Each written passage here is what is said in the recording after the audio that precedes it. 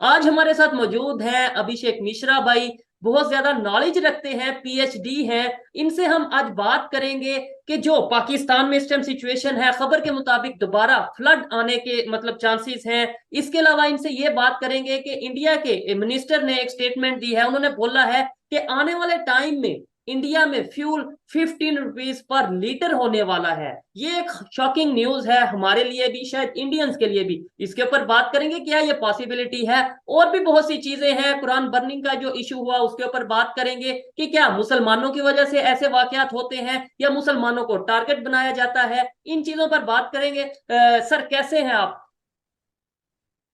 Thank you Shoaib ji. As usual आपके show पे आके बहुत अच्छा लगता है, क्योंकि हम आपके फैन भी हैं, सब्सक्राइबर भी हैं, और आपके साथ बात भी कर रहे हैं, तो इट्स सच सर अ नहीं नहीं, प्रिविलेज। आप सब्सक्राइबर कह और सकते हैं आप, लेकिन फैन नहीं कह सकते। देखें, जिसका नॉलेज ज्यादा हो वो कम नॉलेज वाले को का फैन हो नहीं सकता। मैं इस चीज को नहीं नहीं, मानूंगा। नॉलेज आपको, देखिए नॉलेज बड़ी रिलेटिव। मेरी गाड़ी खराब हो जाए जी जी। और मैं पीएचडी में क्या कर लूंगा, मुझे कोई नॉलेज नहीं है। नॉलेज बड़ी छोटी सी चीज है। मैं आपको एक बात बताऊं, मैं जब अभी जर्मनी में था या कजाकिस्तान में था, तो मेरे स्टूडेंट ने कहा, सर आप पीएचडी, आप इतना जानते हैं, आप इतने नॉलेज वाले हैं, कैसे इतना जानते हैं? मैंने कहा, मैं कजाकिस्तान में इलिटरेट हूँ, क्योंकि ना मैं वहां की भाषा लिख सकता हूँ, ना पढ़ सकता हूँ, ना मैं वहां पे कुछ कह सकता हूँ।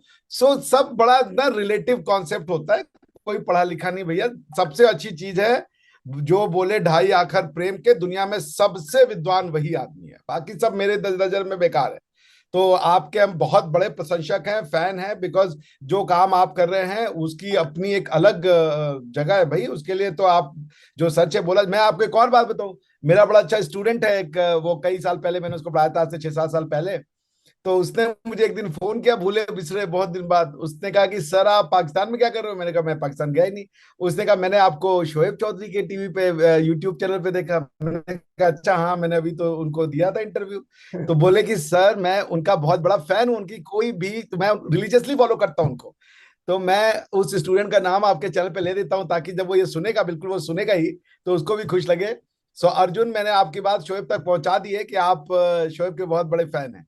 Thank you Shoaib. अर्जुन भाई को मैं भी मैसेज देना चाहता हूं कि अगर वो हमारे शो पे आना चाहें, जैसे वो हमें डेली बेसिस पे अगर देखते हैं, तो मैं जानना चाहूंगा कि ऑडियंस जो हमें डेली बेसिस पे देखती है वो क्या सोचती है कि हम जो काम कर रहे हैं क्या इसका फायदा है या नहीं है। मिसअंडरस्टैंडिंग्स दूर हो सकती हैं या नहीं हो सकती। काम में किस तरीके से हम बेहतरी ला सकते हैं। सर आप भी अगर उन्हें रिक्वेस्ट करिएगा, उन्हें बल्कि ऑर्डर करिएगा, आपके तो स्टूडेंट हैं, अगर वो शो पे आना चाहें तो मोस्ट वेलकम।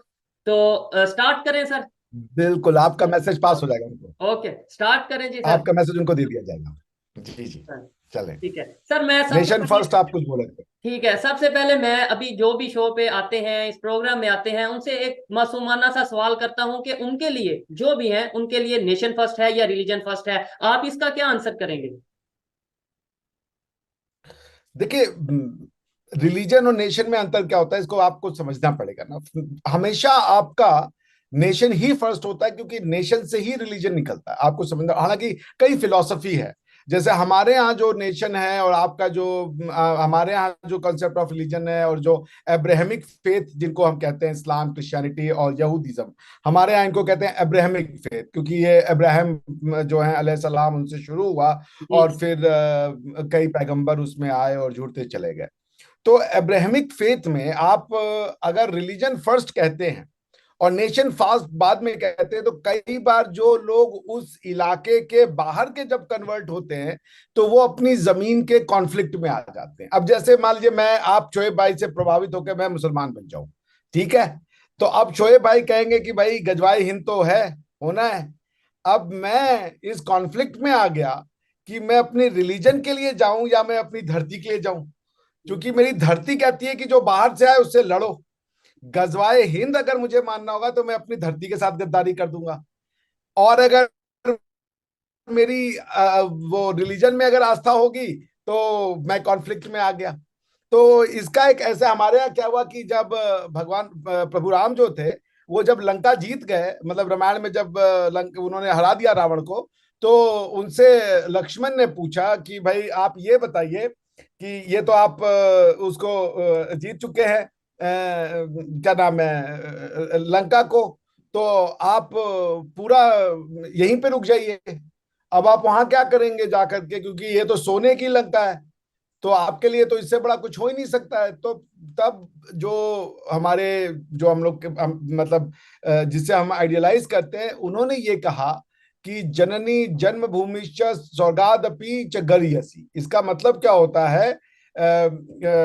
इसका मतलब ये होता है कि भाई अगर जो मेरी मेरी लैंड है, मेरा जो जमीन है, वो स्वर्ग से भी बड़ा है। मेरी माँ और मेरी जमीन, ये स्वर्ग से भी बड़ी है। ये हमारी फिलोसफी है, इसमें सही या गलत की बात नहीं हो रही है, ये को ध्यान रखिएगा। ये दिस इज नॉट कि मैं सही हूं या आप सही हैं, ये वाली इसमें उत्तर नहीं आ रही है। क्वेश्चन ये कि हमारे यहाँ जो रहता है कि जननी जन्मभूमि स्वर्गादपि च गरीयसी, ये कहने का इसका ये मतलब है कि माँ और भूमि, इससे बढ़कर कोई नहीं होता, कोई भी नहीं होता। तो हम लोग इसको मानते हैं कि आपको अगर मान लीजिए वहां जाना है, क्या नाम है, कोई और आपके एम्बिशंस हैं, तो वो आपको मुबारक हो। लेकिन हमारे यहाँ जो है, माँ और मातृभूमि, क्योंकि माँ और मातृभूमि में अंतर नहीं होता। माँ भी आपको अपने, जब आप उसके माँ के पेट में होते हैं, जो वो खाती है वही आप खाते हैं। फिर जब आप पेट से बाहर निकलते हैं माँ के, तो अपना दूध पिलाती है, अपने अपना अपना जीवन देके आपको वो बड़ा करती है। वैसे ही धरती माँ है, हम उसका सीना चीरते हैं, उससे फल लेते हैं, वो क्या नाम है, अन्न लेते हैं, पानी लेते हैं, मिनरल्स लेते हैं, सब कुछ तो यही देती है हमें। तो हमारे यहाँ ये कॉन्सेप्ट है। तो अगर मान लीजिए मेरा रिलीजन ये कह रहा है कि तुम्हें इस धरती की पहचान को मिटा देनी है, तो हम क्या करें बताइए? तो हमारे यहाँ पे यदि हमारे वेद में भी कुछ ऐसा कहा गया है जो मेरी धरती के अगेंस्ट में होगा, हम वो नहीं मानेंगे। अच्छा सर, इसीलिए जब आप कहते हैं रिलीजन। यहाँ पे एक पॉइंट आता है, मैंने सॉरी आपकी बात को काटा, लेकिन जब गजवा हिंद की बात की जाती है यानी आपके वहां पे, तो कुछ लोग यहाँ पाकिस्तान में ये कहते हैं कि इंडिया वाले भी तो अखंड भारत की बात करते हैं। तो फिर मतलब इसमें थोड़ा सा डिफरेंस बताइएगा। अखंड भारत मेरे ख्याल से यूनिटी को का एक सिंबल है, जो मेरे ख्याल से सिंबल तो। अखंड जी तो जी। अभी भी है ना। अखंड भारत तो अभी भी है। आप दूसरे देश के हैं, ठीक है। आप जरा ईरान के किसी एक आदमी को बोलिए कि आपसे बात करे, रैंडम, वो आपसे बात कर लेगा। ईरानी किसी को बुलाइए, वो तो फारसी बोलेगा और आप उर्दू बोलेंगे। जरा चीनी को बुला लीजिए, बोलिए कि भैया आ जाओ, हमारे बेस्ट दोस्तों, जरा हमारे यूट्यूब पे आकर के जरा कुछ बोल के जाओ, ना आप समझेंगे ना वो समझेंगे। हम आपको क्यों समझे? कल्चर क्या होता है? कल्चर होता है भाषा, भोजन, कपड़ा, और हमारे कुछ जो ट्रेडिशन होते हैं। आपकी भाषा क्या है, जिसको आप उर्दू कह रहे हो, बेसिकली उसमें 70 से 80% जो वर्ड्स हैं वो संस्कृत के हैं। ये आपके भी स्कॉलर मानते हैं, हम लोग भी जानते हैं। तो हमारी आपकी भाषा एक है, आप उसको नाम अलग दे दो। जैसे आप उर्दू, अभी आपने जो मुझे ट्रांस मैसेज किए थे, वो लिखा उर्दू था, और स्क्रिप्ट यूज की थी रोमन। जी बिल्कुल। आपने रोमन यूज में लिखा ना, HE, अभिषेक भाई या आप कैसे हैं, AAP। ये तो आप अलिफ बेते से नहीं यूज किए, ना क ख ग यूज किए, आप यूज किए रोमन स्क्रिप्ट और लिखे उर्दू। और हम उसको समझ गए, क्योंकि आप देखिए, मजे की बात देखिए, आप रोमन स्क्रिप्ट लिख करके उर्दू लिखे, और हम रोमन स्क्रिप्ट पढ़ के हिंदी समझे। जबरदस्त। आप समझ रहे हैं? आपने मैसेज उर्दू में भेजा और हमने उसको हिंदी में समझा।